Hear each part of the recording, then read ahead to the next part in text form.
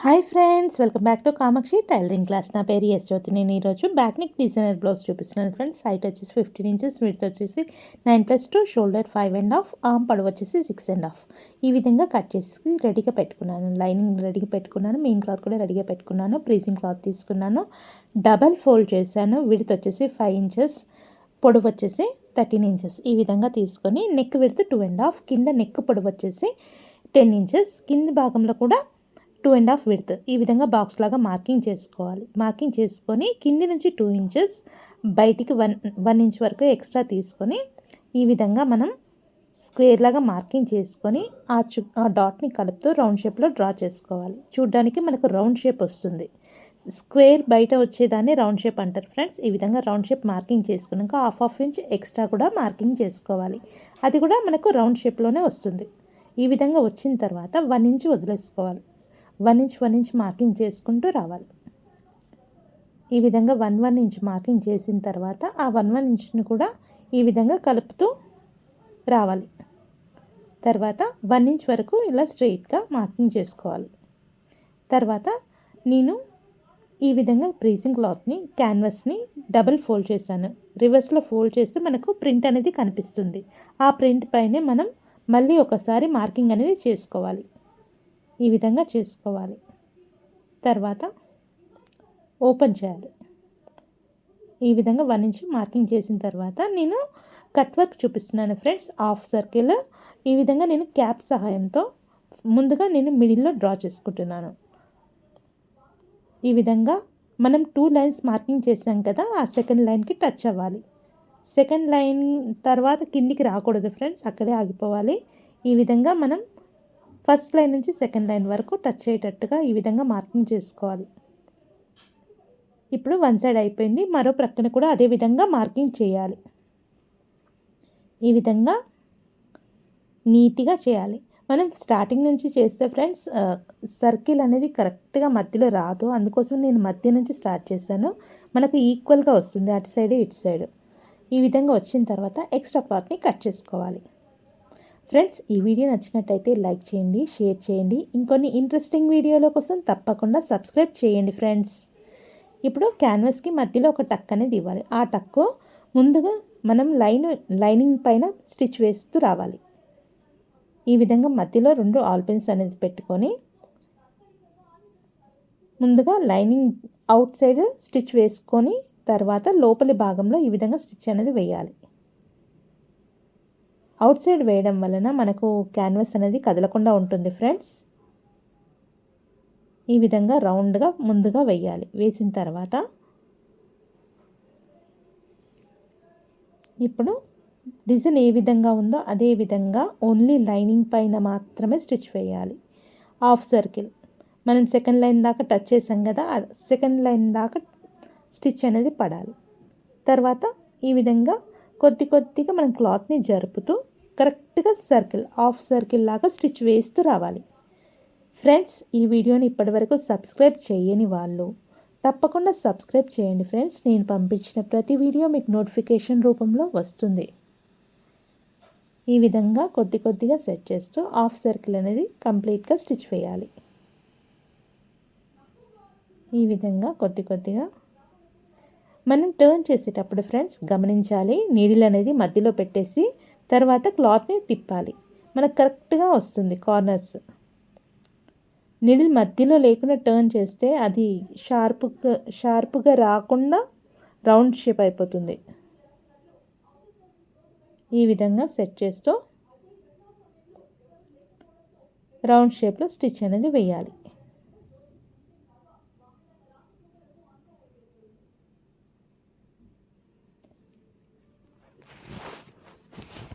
Friends, తప్పకుండా try చేయండి friends. ఎలా ఉందో కామెంట్ సెక్షన్లో కామెంట్ చేయండి.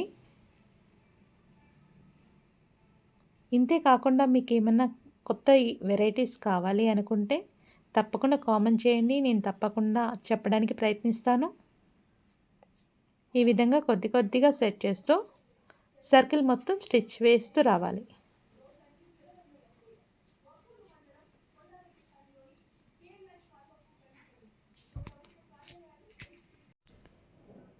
కొద్దిగా సెట్ చేస్తూ సర్కిల్ మొత్తం కంప్లీట్ చేయాలి. ఈ విధంగా కంప్లీట్ చేసిన తర్వాత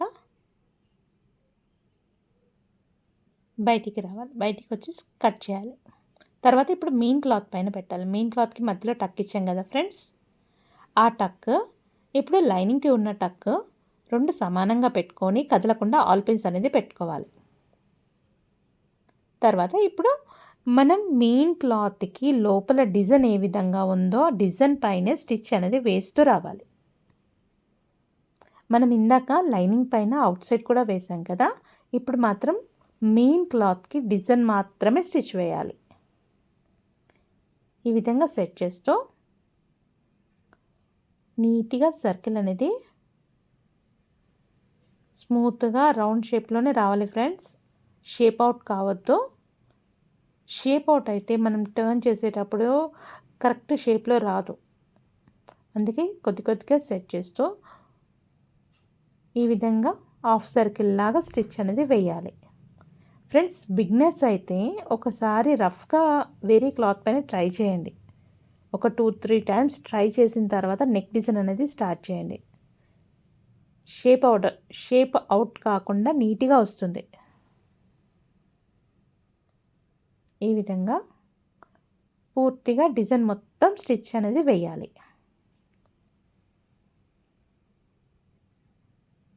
ఇలా వేసిన తర్వాత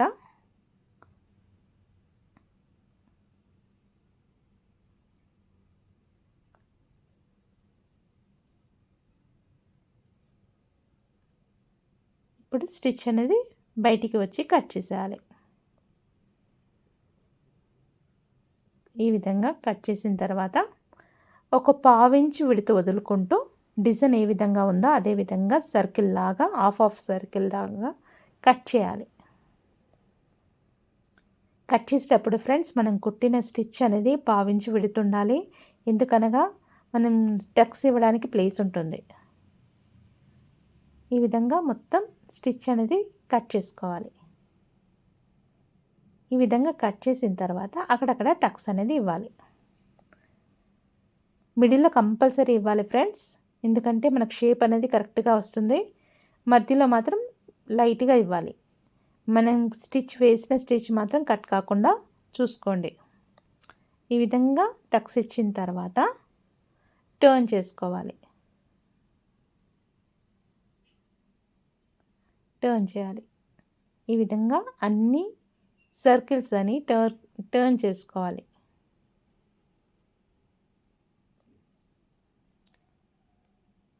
ఇలా టర్న్ చేసిన తర్వాత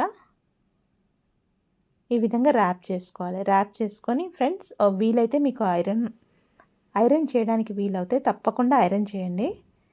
లేకుంటే నార్మల్గా ఇలా సెట్ చేస్తూ కార్నర్కి ర్యాప్ చేస్తూ స్టిచ్ అనేది వేయాలి. కార్నర్కి మాత్రమే వేయాలి ఫ్రెండ్స్. ఆ స్టిచ్ వేయడం వలన మంచి లుక్ అనేది వస్తుంది. లోపలి క్లాత్ బయటికి కానీ బయటి క్లాత్ లోపలికి కానీ వెళ్ళొద్దు. కరెక్ట్ జాయింట్లో కరెక్ట్గా ఫోల్డ్ చేయాలి. ఫోల్డ్ చేసి ఒకసారి ఐరన్ చేస్తే నీట్గా ఉంటుంది ఫ్రెండ్స్. కార్నర్కి మాత్రమే స్టిచ్ వేస్తూ రావాలి. ఈ విధంగా స్టిచ్ వేసిన తర్వాత ఇక్కడ మధ్యలో ముడతలు లేకుండా చూసుకోవాలి ఫ్రెండ్స్. కొద్ది కొద్దిగా సెట్ చేస్తూ డిజైన్ ఏ విధంగా ఉందో అదే విధంగా స్టిచ్ అనేది వేయాలి.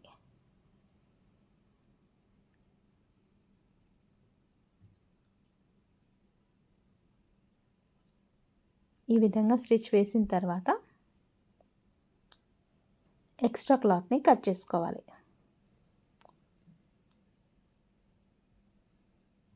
ఈ విధంగా కొద్ది కొద్దిగా సెట్ చేస్తూ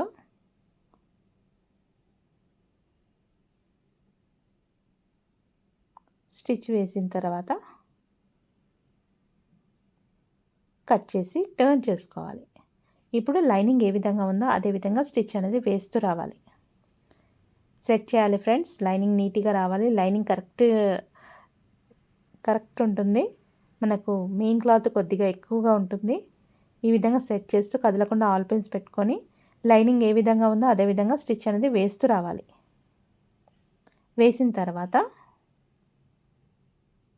ఎక్కడ ముడతలు లేకుండా చూసుకోవాలి ఫ్రెండ్స్.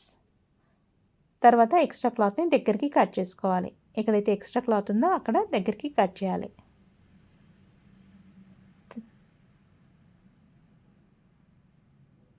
ఈ విధంగా కట్ చేసిన తర్వాత షోల్డర్ మధ్య భాగాన పట్టుకుంటూ ఫ్లీట్ అనేది పెట్టాలి. ఫ్లీట్ పొడవు వచ్చేసి 4 ఇంచెస్ వరకు పెట్టాలి. పెద్ద బ్లౌజ్ అయితే 4 ఇంచెస్ వరకు పెట్టాలి ఫ్రెండ్స్. చిన్న బ్లౌజ్ అయితే 3.5 వరకు పెట్టాలి. ఈ విధంగా ఫ్లీట్స్ అనేది షోల్డర్ మధ్య భాగంలోనే పెట్టాలి. అప్పుడైతే మనకు ఫ్లీట్ అనేది కరెక్ట్గా ఉంటుంది. తర్వాత నడుం పట్టికి నేను 2 ఇంచెస్ క్లాత్ తీసుకున్నాను ఫ్రెండ్స్. ఈ విధంగా 1/2 ఇంచ్ కంటే ఎక్కువనే ఫోల్డ్ చేశాను. ఈ విధంగా ఫోల్డ్ చేసి ఒక సైడ్ మాత్రం మడిచి కుట్టాలి. తర్వాత నడుముకు వేసి స్టిచ్ అనేది వేసుకోవాలి. 1/2 ఇంచ్ విడుతుండాలి. ఈ విధంగా వేసిన తర్వాత ఎక్స్ట్రా క్లాత్ని కట్ చేసి పైనుంచి కూడా ఒక స్టిచ్ అనేది వేయాలి. పైనుంచి స్టిచ్ వేయడం వల్ల స్టిచ్ నీట్గా అణిగిపోతుంది. పైనుంచి కూడా ఒకసారి లోపలికి మడిచేసి మెయిన్ క్లాత్ కార్నర్కి చివరి భాగంలో కూడా ఒక స్టిచ్ అనేది వేయాలి. ఇలా వేయడం వలన మనకు నీట్ లుక్ కనిపిస్తుంది. ఫైనల్ ఈ విధంగా ఉంటుంది friends. Thank you friends. Thank you for watching.